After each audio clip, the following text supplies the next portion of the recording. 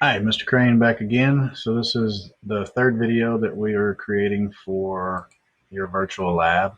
And Mr. Carroll and I Coach Carroll and I got to talking about these labs.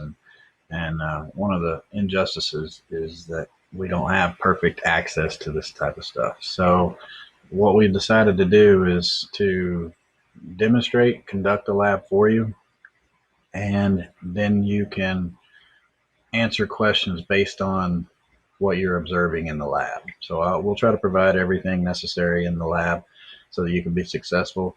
But just realize that there's going to be a set of questions that we create for you to answer, and that will be the real test on your knowledge of the lab itself and our expectations on the lab. All right.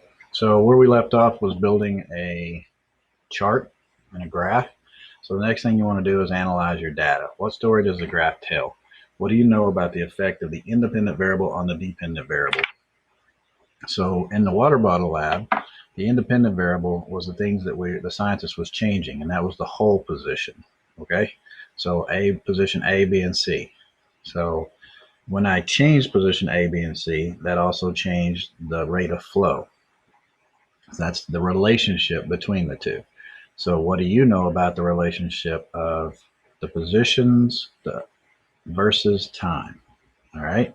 What hole position did you determine to have the most rapid rate of emptying of the hole? So in this one right here, you can look and see that out of every single one of them, position A is a little bit longer, except for this flared one and this one. Well, let's see, B's longer on that one, or A's longer on that one, longer on that one, and on these, there B is longer. So took more time.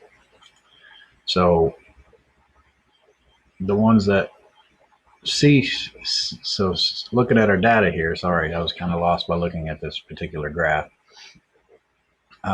C has a short time here, C has a short time here, C is almost equivalent time here, and then C is a almost equivalent time here. So looking at this data, you would have to be able to formulate that by overall, C has the fastest rate of flow in this particular chart. Now we got some crazy data here where it doesn't meet with the rest of them.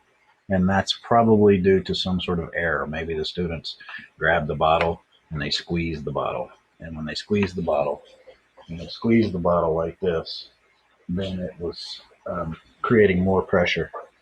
So when they squeeze that bottle like this, maybe they were playing to see how far they could get the water to squirt out. So you're going to identify the errors in just a second. So what hole position did you determine had the most rapid rate? So on this particular one, overall, it was C. And then it says, what was that rate?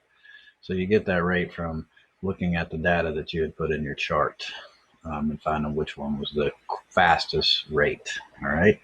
And then why? What's your determination for why C might have been faster over B and A? All right, and then the conclusion, write a conclusion, answer your original question. So you want to go back up to your original hypothesis up here, stating your hypothesis where you wrote it, said, if I choose position C, then I believe it's going to have the fastest rate of emptying because. And so does your data support your original hypothesis? You're not saying yes, not saying no, or I'm right or I'm wrong. You're using the terms used here. So if you read it, it says accept or reject your hypothesis. I want to see that terminology. Do you accept or reject it? Use actual data, real numbers to provide evidence. So use, it was the fastest rate because here's the number versus the other two numbers. And identify any source of errors.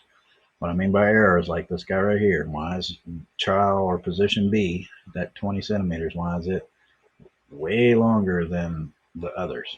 So that is recording the data and building graphs and building charts. Now you just have to observe what's going on. So I'm going to do a demonstration for you in just a second.